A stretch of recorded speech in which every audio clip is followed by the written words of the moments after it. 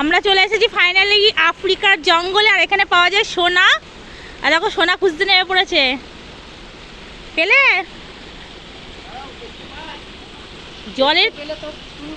জলের কি স্রোত। কোথায় বললি? কোথায় পড়ে আছে সোনা? দেখো হ্যাঁ, ও অত দূর যাবে কি করে? ওখানে আমি চলে যাবো। ভিজে যাবে। এই দেখিস সোনাই, দেখো ওই দেখো পেছনে কি ওটা?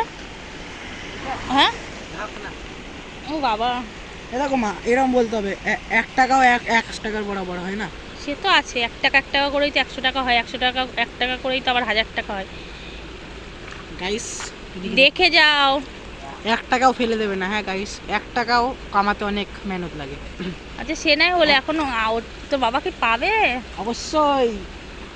দেখি পায় নাকি। আকাশ যাচ্ছে তো জলের মধ্যে, ভিজে যাচ্ছে রে।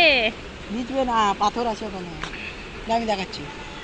জলের আওয়াজটা এত ভালো লাগছে, দেখো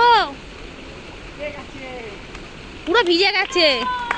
এ রে পুরো ভিজে গেছে। আর ক্লাব করে কি হবে, তো ভিজে জল। মিষ্টি অনেক। ওই দেখাও কতটা পেলে।